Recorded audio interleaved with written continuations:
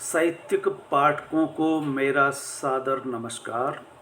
आप उपन्यास रूप तिल्ली की कथा के बारे में सुन रहे हैं। रूप तिल्ली की कथा को अगर शीर्षक दिया जाए समीक्षात्मक रूप से, तो शीर्षक निकल के आता है बलि कथा का महाकाव्य। आप आश्चर्य करेंगे, इस तरह का अब तक मेरा पढ़ा हुआ यह पहला उपन्यास होगा जिसमें आदिम कालीन दौर से लेकर के मध्यकालीन दौर तक या आज तक भी बलि किसी न किसी रूप में, किसी न किसी क्षेत्र में, आदिम क्षेत्र में दी जाती है। ये रूप तिल्ली की कथा मेघालय के खासी आदिवासियों पर आधारित उपन्यास है। इसमें वैसे बहुत कुछ है, आदिवासी खासी जनजाति को लेकर के सब कुछ है, लेकिन बलि को लेकर के जितना गहराई से, गंभीरता से, बारीकी से अध्ययन करके, शोध करके लिखा गया है, चित्रित वर्णित किया गया है, वो अनूठा है। इस अर्थ में ये उपन्यास एक मील का पत्थर साबित हो सकता है। वैसे कुछ और भी उपन्यास है जिसके बारे में मैं आपसे बात करना चाहूँगा।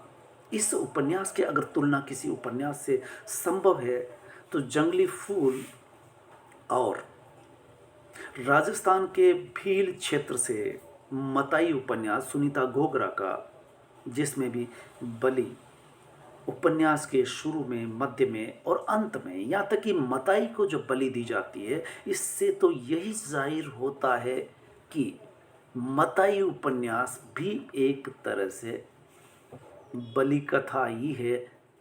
लेकिन ये उपन्यास तो बलि कथा ही कहा जा सकता है। इसकी तुलना भीलों के मन में, विश्वास में, मध्यकाल से लेकर के अब तक जो लोक कथाएं हैं उनमें जो उनके विश्वास रहे वो उभर करके आते हैं, जिसमें बलि, बकरा, भैंसा तक की बलि दी जाती है। मानुष बलि का जिक्र होता है, लेकिन रूप तिल्ली की कथा में तीन तीन मनुष्यों की बलि दी जाती है। मुर्गा, बकरा और शिकार करते वक्त गेंडा और खरगोश का शिकार करना तो मामूली बात है। तो चलिए हम जानते हैं कि रूप तिल्ली की कथा को मैं क्यों कर बलि कथा का महाकाव्य कहता हूँ। बलि क्यों होती है, बलि किसकी होती है, बलि कैसे होती है, बलि लेने वाला और देने वाले का चित्रण यहाँ बड़ी गहराई से किया गया है। बलि के सामाजिक, सांस्कृतिक और प्रशासनिक और वैयक्तिक पहलू भी देखने को मिलते हैं। बलि राजा से लेकर के आम आदिवासी बलि देता है। और ये उपन्यास से तो ये भी लगता है कि राजा मनुष्य की बलि हर 6 साल में एक नहीं, दो दो देता है। उसको किस नाम से पुकारा जाता है। और इधर खासी जनजाति में जब कोई परिवार संकट में आता है, बीमारी से ग्रस्त होता है, बच्चे बार बार बीमार पड़ते हैं, तो अंततः उनको सलाहियत दी जाती है कि तुम किसी मानव की बलि दो। तो इस तरह से कहने का मतलब ये कि बलि के आसपास ही यहाँ कथा सामान्य परिवार से लेकर के राजा तक को भी विश्वास है कि उसकी उम्र बढ़ जाती है। खासी परिवार को ये विश्वास है कि उसकी संकट का, पारिवारिक संकट का, बीमारियों का, रोगों का निवारण एकमात्र बलि है।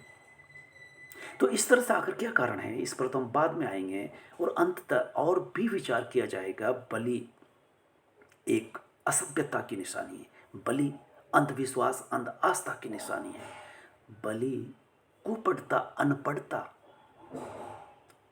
का कारण है। इस तरह से आप इस उपन्यास को देख सकते हैं।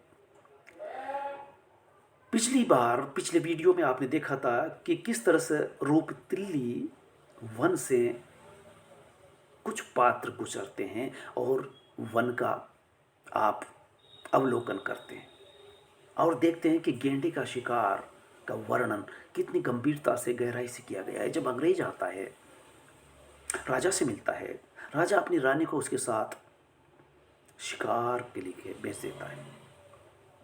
इस पर हम बाद में आएंगे कि किस तरह से वो राजा की पत्नी को, रानी को शिकार पर ले जाता है, संभोग करता है, उसके प्रसव होता है, बच्चा होता है, तो निवारण ही किया जाता है कि वो उसे शादी करे और उसको साथ ले जाए।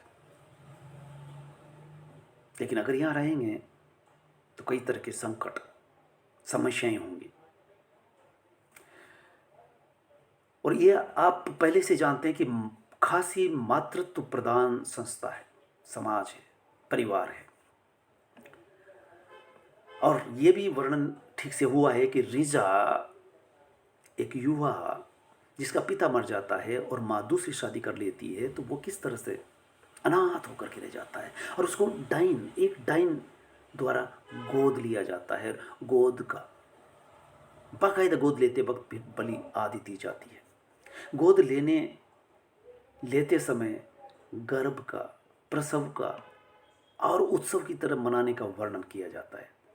अब आप सुन सकेंगे, गोद लेते समय मुर्गे की बलि दी जाती है और शासन करने के लिए, राजा को शासन सुचारू रूप से करने के लिए बलि दी जाती है। नदी पार करने के लिए खासी लोग हर बार बलि देते हैं, नहीं दे पाते हैं तो वो नदी पार नहीं कर पाते। अगर कोई परिवार बीमारी से मुक्त होना चाहता है तो बलि देता है। बच्चे गोद लिए जाते हैं तो बलि देते हैं। इसलिए कहा गया है, जैसा कि मैं कहता हूं, कि इस उपन्यास का शीर्षक समीक्षात्मक रूप से अगर दिया जाएगा तो होगा बलि कथा का महाकाव्य। उपन्यास एक तरह से बलि पर लिखा महाकथात्मक गाथा है। जंगल में रहने वाले जंगलवासी जंगल से कितने परिचित होते हैं। विनोद शुक्ल की एक कविता है कि जंगल उसी का है जो जंगल में रहता है, जो जंगल में सबसे नजदीक रहता है, और वह आदिवासी ही हो सकता है। जंगल में रहने वाले को जंगल से यात्रा करनी ही पड़ती है और रास्ता जब जंगल से गुजरता है तो एक जगह कहता है, गुजरने वालों से पूछते हैं कि तुम कहाँ जा रहे हो, तो वो ये न कह करके कि गांव जा रहा हूँ, कह देता है मैं घर जा रहा हूँ। तो इसकी बड़ी लंबी व्याख्या की गई है, बड़ी गहराई से की गई है कि खास आदिवासियों का कोई घर नहीं होता, क्योंकि घर की कोई पहचान नहीं होती, घर का कोई नाम नहीं होता। गांव से पता चलता है, व्यक्ति का परिचय गांव से पता चलता है, उसकी जाति से पता चलता है। गांव का नाम होता है, घर घर कहने से पता नहीं चलता, और वो व्यक्ति का होता है। इसलिए उस तरह से कोई नहीं बताता जिस तरह से राफ्ताब बताता है। तो राफ्ताब जंगल से गुजरता है। वो जंगल से गुजरते हुए वो जिस तरह से जंगल से यात्रा करने वाला यात्रा का उद्देश्य पर सोचता है, तो किस तरह से सोचता है, ये उपन्यासकार की एक खूबी को देखते हुए मैं ये बताना चाहूँगा कि जंगल से गुजरते वक्त वो क्या सोचता है। देखिए किस तरह से उपन्यास में लिखा गया है। जैसे चलते चलते चलते ही जाना है, जैसे चलते जाना ही एक लक्ष्य है। जलती चट्टान पर घूमती चींटी का कोई लक्ष्य नहीं होता।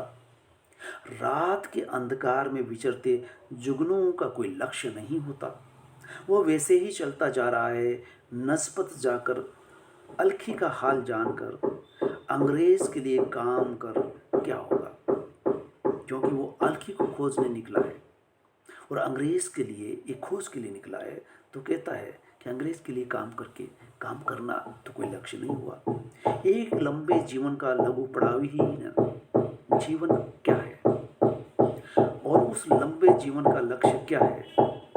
लगता है कि वो पहले ही वाले रास्ते पर दोबारा चल रहा है, क्योंकि जंगल से गुजरते वक्त जंगल ही है, पेड़ पौधे हैं, तो लगता है कि वो पहले ही वाले रास्ते पर दोबारा चल रहा है जिस पे वो चल चुका है। गांव में होता तो लोग कहते कि दिशा भ्रम हो गया है, और दिशा भ्रम जब आदिवासियों को जंगल में चलते चलते हो जाता है तो क्या सोचते हैं, उसके लिए क्या टोटका है जो बताया गया है कि अपना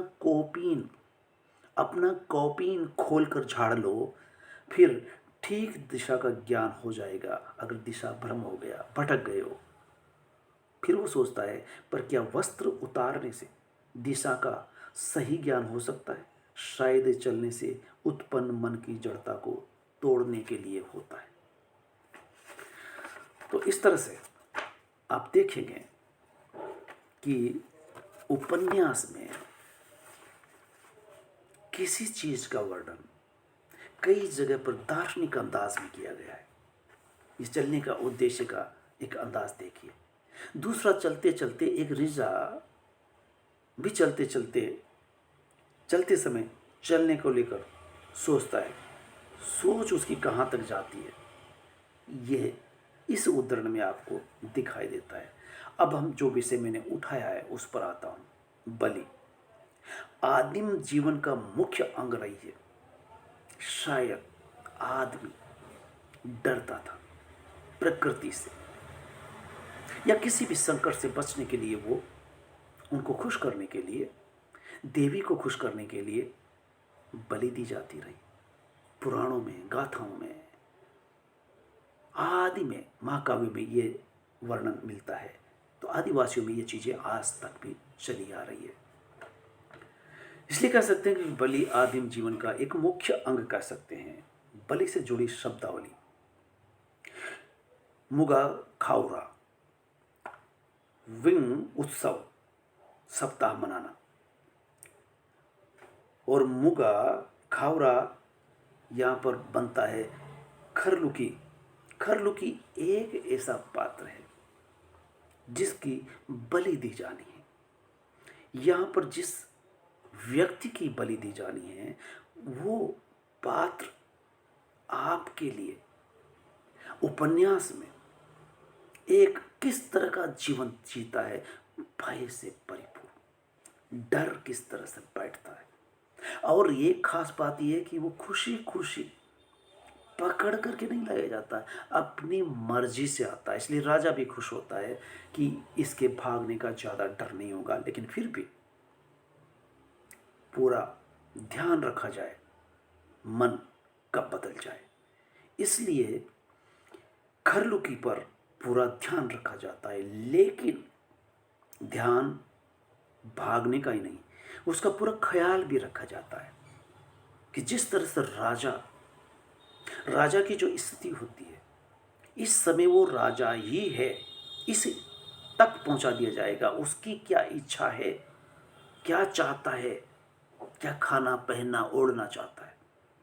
राजा की अगर रानी होती है तो मुगा खाउरा यानी जिसकी बलि दी जाएगी, उसका नाम इस नाम से पुकारा जाता है, उसका नाम खरलुकी है। तो खरलुकी के लिए राजा की रानी भी सेवा के लिए उपलब्ध रहेगी। रानी के साथ वो संभोगी करता है, यानी वो कुछ दिन के लिए, जब तक बलि नहीं दी जाती तब तक वो राजा की तरह का उसके साथ व्यवहार किया जाएगा, सम्मान किया जाएगा, देखभाल की जाएगी।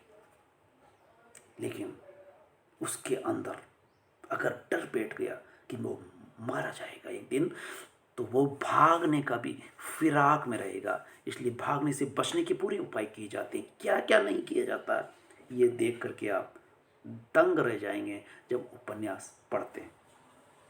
तो खरलुकी यानी जिसकी बलि दी जाने वाली है, खरलुकी की स्थिति सुख भोग के साधन पूरे उपलब्ध होते हैं, लेकिन जिसकी बलि दी जाना तय हो, ऐसा व्यक्ति खा खा करके मोटा नहीं जाएगा, मोटा नहीं हो सकता, क्योंकि उसके अंदर वो खुशी नहीं हो सकती, क्योंकि उसकी बलि दी जाने वाली।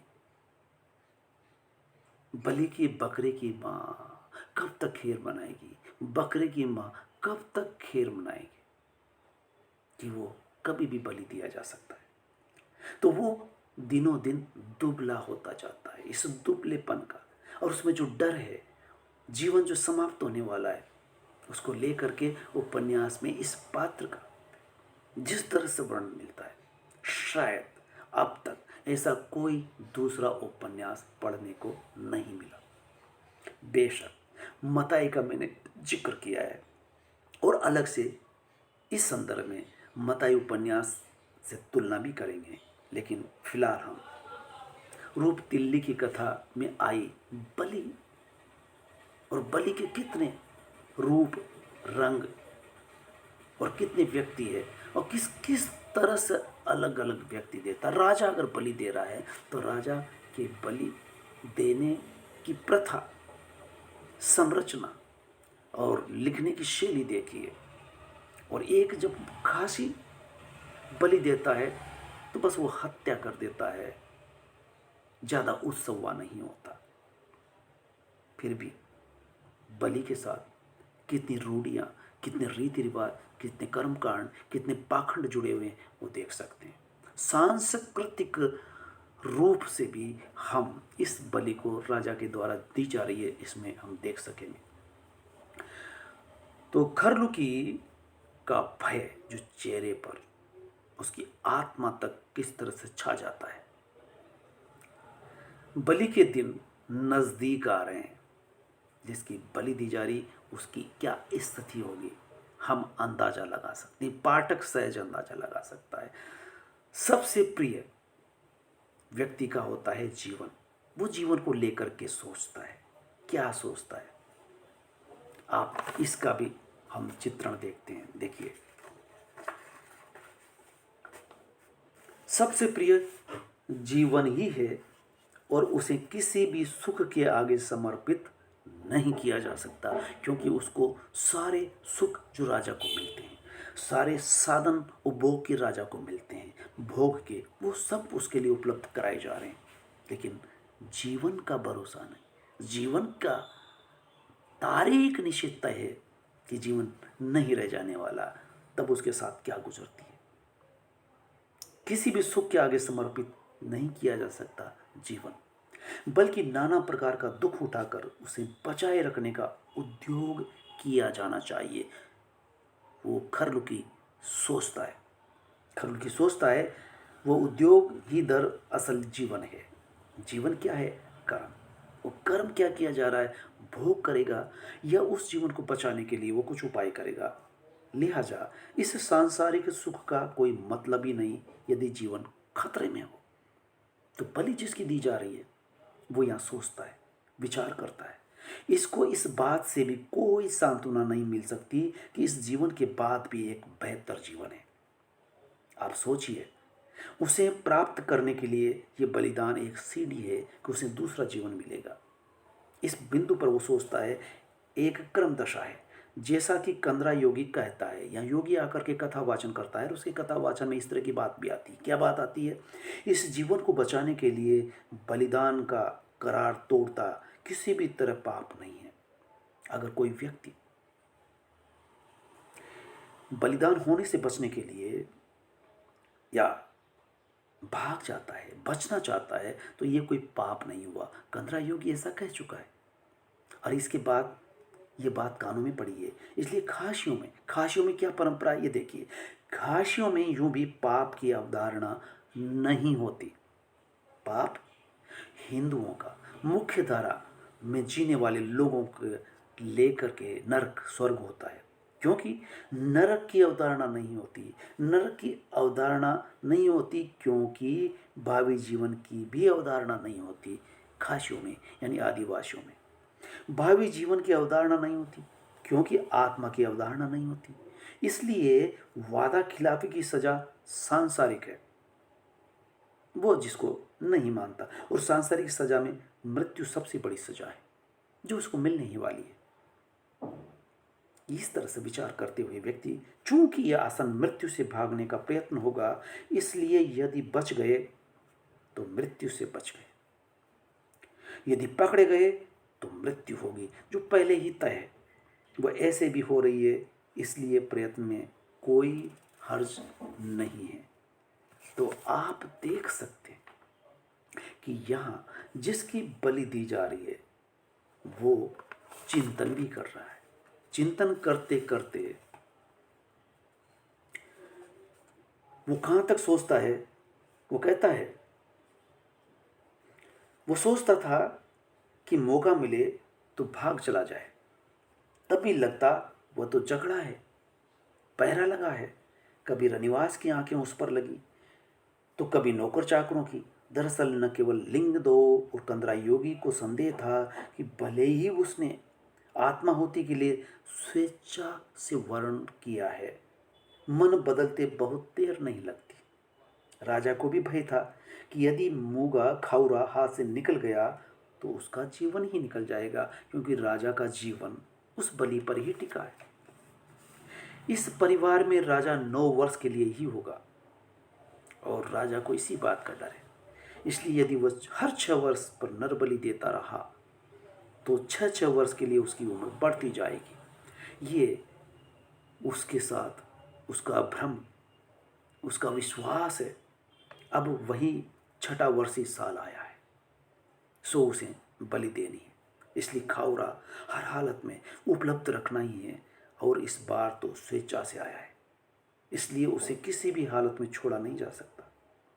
यह न केवल उसे जीवित रखने के लिए जरूरी था, उसकी शक्ति, उसके अधिकार, उसकी वेदता को पुनर्नवा करने के लिए था। लेकिन सांसारिक कहें, धार्मिक मामले में थी।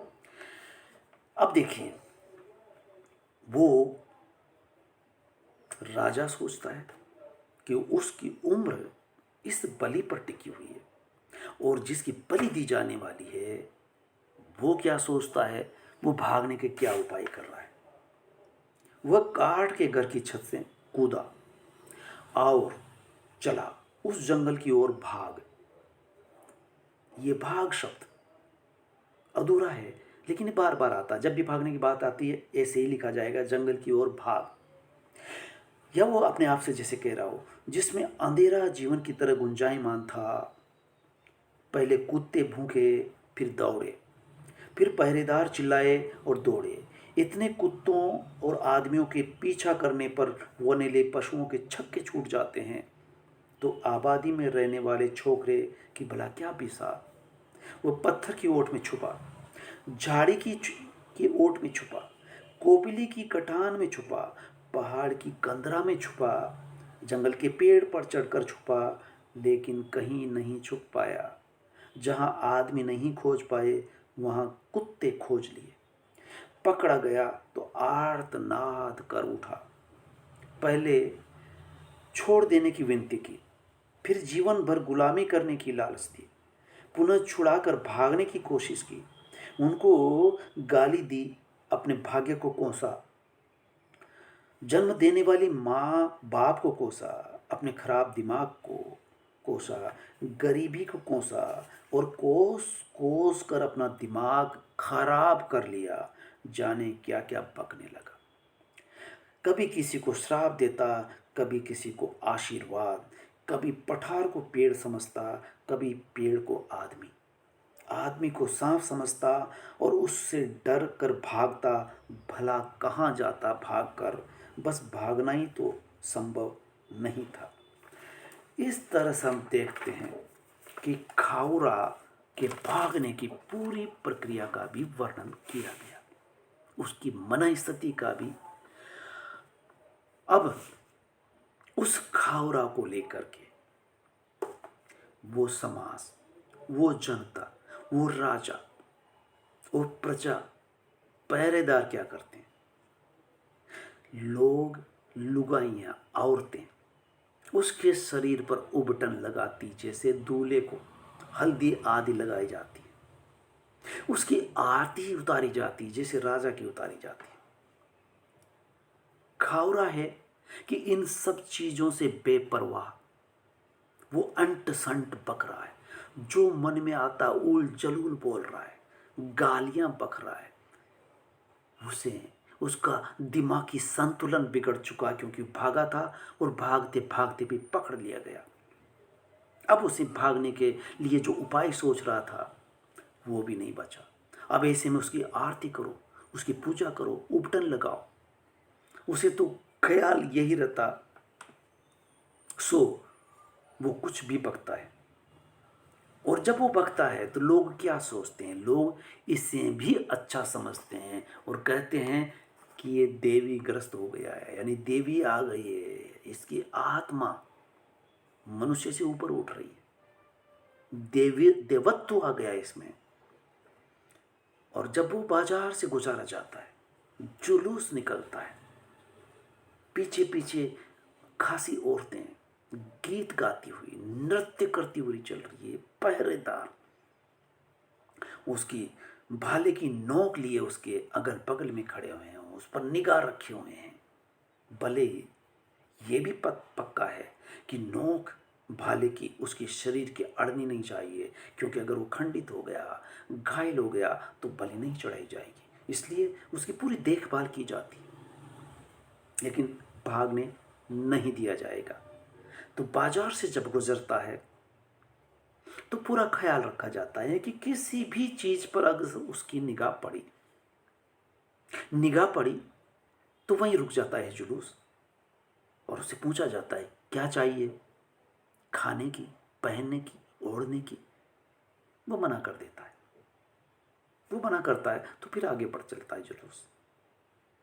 फिर भी उसे बीच बीच में रोक करके पूछा जाता है क्या चाहिए, कुछ चाहिए वो मिलेगा, यानी उसकी पूरी देखभाल की जाएगी। वो चाहता क्या है, क्या खाना चाहता है, वो सब बाजार से गुजारा जाता है कि इसकी कोई भी इच्छा उठे तो वो चीज़ें दी जानी चाहिए। खावरा अंततः इस तरह की चीज़ें पाते पाते जब रानी उसे मिलती है तो रानी का भी उपभोग करने का उसे पूरा अधिकार दिया जाता है। रानी खुद स्वेच्छा से उसके साथ रात्रि में पहुंचती है, जबकि वो बेहोश ही क्यों न हो गया हो, फिर भी रानी अपना कर्म पूरा करती है। लेकिन वह अकेला बंदर की तरह दांत किटकिटाता रहा। मंत्री अनुभवी आदमी था, शासन दिया कि खावरा की आंख जिस दुकान की तरफ घूमे उसका कुछ सामान खरीद कर उसे दे दिया जाए। दुकानदारों की बनाई, लेकिन खावरा और भी मतिमूढ़ हो गया, उसका दिमाग ही काम नहीं कर रहा। जब वो भागा था तो पकड़ करके उसे फिर पालकी में बिठा दिया गया। राजा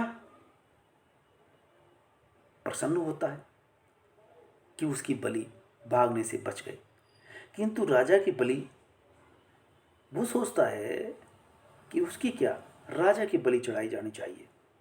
उसी से बचाने के लिए तो ये मानुस मलि का स्थानापन्न खोजा गया था, जिसमें वर्तमान राजा अपने को पुनर्नवा कर सके, या कि अपनी जगह अपने से युवा एक तड़तड़ाते युवक को एवज में भेजकर अपने को बचा लें, स्वयं बचकर प्रजा की वो भलाई अनवरत करता रहे जिसके लिए वो राजा बनाया गया था। उसके इस कर्तव्य में बाधा ना आए और ये बलि के द्वारा वो फिर उसकी उम्र बढ़ जाए। इसलिए प्रजाजन राजा की मृत्यु की इच्छा नहीं रखते थे, जितना हो सके उसे टाल कर रखना चाहते थे। राजा इसका उपयोग न केवल अपने को जीवित रखने के लिए करता था, बलशाली बने रहने के लिए भी करता था। बलि और बल में एक अनिवार्य संबंध देखता था। ये बेहोशी तब भी नहीं टूटी जब उसे रानी के सैन्य कक्ष में पहुंचाया गया। उसे राजा बनकर रानी के साथ संभोग भी करना था, तभी वो राजा का स्थानापन्न पूरी तरह बन सकेगा। आप देख सकते हैं कि उस मुगा खावरा के लिए सब कुछ उपलब्ध है। यहाँ राजा अपने लिए बलि उम्र बढ़ाने के लिए ले रहा है। आप निराला की उस कविता को, राजे ने रखवाली की, किला बनाकर रहा, सेना बनाई, ये सब राजा अपनी सुरक्षा के लिए करता है। सेना या किला, जनता के लिए नहीं होता। ये बलि जो दी जा रही है, राजा अपने लिए सब कुछ करता है। तो इस तरह से हम ये देख सकते हैं कि ये उपन्यास किस तरह से बलि कथा साबित होता है।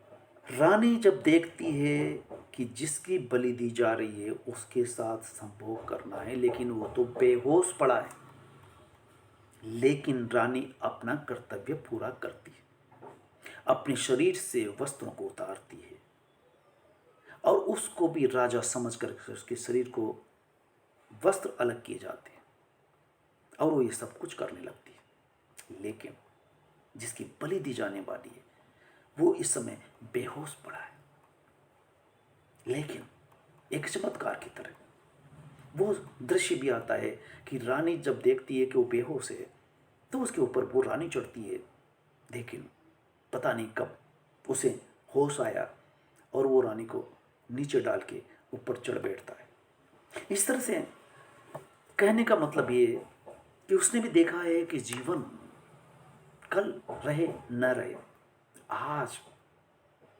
इस वक्त पल में वो है और समय ये भोग है, इसे भी भोग लिया जाए। जीवन को बचाने के लिए भागता है। अब जब उसे लगा कि मरना तो है और इस समय जो भोग मिला है, होश आया, तो वो उसी तरह से भोगने में लिप्त होता है। तो बलि मानुष से पहले मुर्गे की, बकरे की बलि दी जाएगी और इस तरह से इसके अलावा भी कुछ बलियां दी जाएगी। जोरा राय खासी है, उसके कुछ बच्चे बच्ची है, उसकी खेती बाड़ी है, लेकिन खेती बाड़ी में जो कुछ करता है नहीं होता। बच्चे बीमार होने लगे तो उसे बताया गया कि उथलेन उसे मनुष्य बलि दी जानी चाहिए। वो सब कुछ उपाय करता है। जब लोगों को पता चलता है कि इसका व्यवहार बदल गया है और शक हो जाता है कि बलि दे सकता है, ये बलि के लिए किसी को पकड़ सकता है, किसी को मार सकता है, तो उसे पिटाई हो सकती है, उसकी लोग चौकन्ने हो जाते हैं। लेकिन इसके बावजूद वो रात ताप को खिला पिला करके, शराब पिला करके, विश्वास जीत करके एक रात उसे पीट पीट करके मार देता है और उसके खून को भर करके बलि के लिए ले जाता है। इस तरह से हम कह सकते हैं कि बलि यहाँ किस किस तरह से जीत आती है। और एक बलि और बच रही है जिसे मुगा खाउरा कहा गया है। उसकी बलि का पूरा वर्णन आपने देखा। इस बलि के बाद एक बलि और दी जाएगी जिसे भोग खाउरा कहा जाएगा और वो बलि दी जाएगी दबाइल सिंह की। और दबाइल सिंह को मार करके योगी कांतराई योगी उस लाश पर बैठ करके एक योग साधना करता है। ये जिस जिस तरह की भी बलियां दी जाती है, योगी लोग क्या क्या नहीं करते। महिला के साथ स्खलित होने से पहले बिना स्खलित हुए संभोग करते हैं, तो उसके लिए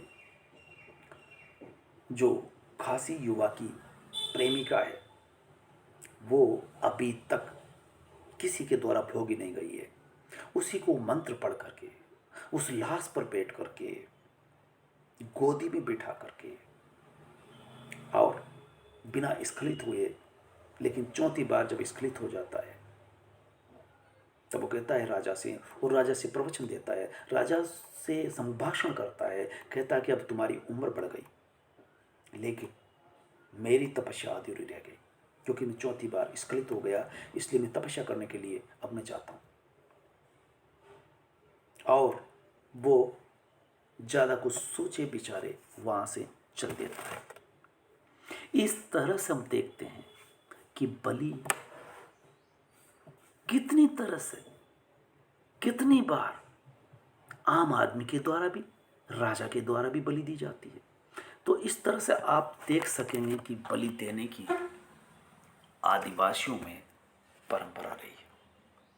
हम जंगली फूल उपन्यास, इसी तरह से कुछ चीज़ें इस उपन्यास से साम्यता रखती है। लेकिन बलि की दृष्टि से अगर देखा जाए तो मताई उपन्यास सुनीता घोगरा का जो भीलों के विश्वासों पर लिखा गया है, तो वहां भैंसे की बलि दी जाती है और कभी मनुष्य बलि, मानव बलि दी जाती थी मताई को खुश करने के लिए। लेकिन मताई उपन्यास में जो बलि दी जाएगी वो मानुष बलि मताई के लिए दी जाती रही है और उस दामाद की जो शादी की गई है उसकी बलि दी जानी है। लेकिन यहाँ पर इस तरह से दिखाया जाता है कि वो जो दामाद है उसको इस बात का पता चल जाता है और वो बलि देने से पहले उस माता को उठा करके पहाड़ी से नीचे फेंक देता है। और ये कहा जाता है कि उसके बाद से बलि मनुष्य के नहीं, बकरे की, भैंसे की दी जाने लगती है। और यहाँ भी इस उपन्यास में भी अंत में ये बात आती है कि बलि चूंकि नदी पार नहीं की जाती और अंग्रेज आया हुआ है, अंग्रेज चाहता है कि यहाँ के लोग चाय बागान तक पहुंचे, लेकिन हर व्यक्ति नदी पार करेगा और वो बलि मांगता है, नदी को बलि चढ़ाएगा तभी वो पार होगा, तो इतनी बलि कहाँ से ली जाएगी। इसलिए वो पादरी को लगाता है और हिंदू बनने से रोकने के लिए पादरी, ईसाई पादरी आदिवासियों में स्कूल खोल करके साफ सफाई, नशे से मुक्त होने की बात करते हुए और बलि प्रथा के विरोध में होता है। और ये दिखाता है, पादरी कहता है कि मैं इस नदी को कई बार पार कर चुका हूँ, मेरे साथ तो कुछ नहीं हुआ, इसलिए तुम ये हिंदुओं की जो बातें हैं इनको छोड़ो, ईसाई बनो और नदी पार करो। रा, राली रालिन्सन अंग्रेज या राजा के यहाँ आया है और उसे मजदूर चाहिए चाय बागान के लिए, तो इस कुप्रथा को दूर करने के लिए राजा से मिल करके नहीं कह सकता, लेकिन पादरी के द्वारा इस तरह का संभाषण करा करके वो बलि प्रथा से किस तरह से या एक एक पूरी की पूरी संरचना उपन्यास में जो बनाई गई है कि बलि प्रथा, राजा राम मोहन राय सती प्रथा अंग्रेजों से मिलकर के बंद करवाते। बलि प्रथा भी अंग्रेजों के आने के बाद लोग सजग होते हैं, सावचेत होते हैं, पादरी अपना काम करते हैं, पादरी एक दूसरा ही पाठ पढ़ाते हैं। इधर कांतरा योगी हिंदुओं की मान्यताएं, कर्मकांड, पाखंड को पढ़ा रहा है, वो हिंदू बनाने की जुगत में है। और उसी समय अंग्रेज पादरियों को लेकर के आए और कम से कम इतना अंधविश्वास तो दूर हो, इनमें इतनी शिक्षा तो आए कि ये जो बलियां दी जा रही है इनसे मुक्त हो और हमें सस्ते मजदूर मिले। तो चलिए आपको उपन्यास बलि महागाथा पर लिखा रूपतिल्ली की कथा का ये चित्रण, वर्णन कैसा लगा। अभी उपन्यास जारी है, आगे खासियों की कुछ खास विशेषताएं, स्त्रियों की स्थिति और डायन प्रथा, और डायन किस तरह से गोद ले लेती है एक अनाथ बच्चे को, ये इस उपन्यास में डायन के द्वारा गोद लेना अंग्रेज द्वारा आदिवासी औरतों का भोग करना सामान्य बात है, लेकिन जो रानी कहलाती उसके साथ करता है। और आदिवासी परंपरा कहती है कि अब बहुत बड़ी समस्या आएगी, ज़्यादा बेहतर हो कि अब इससे शादी करो, बच्चा पालो और यहाँ से चले जाओ। शादी आदिवासी रीति रिवाज से करके उसे वहाँ से रुखसत कर दिया जाता है। इस तरह से कुछ और भी आदिवासी खासियतें, खासी आदिवासियों की जो होंगी, उसके बारे में हम आगे अगले एपिसोड में बात करेंगे। लेकिन उससे पहले आप इस पर अपनी टिप्पणी करके मुझे अवगत कराएं कि आखिर आप क्या सोचते हैं उपन्यास के बारे में और मेरी समीक्षा के बारे में। आज इतना ही, फिर मिलेंगे अगले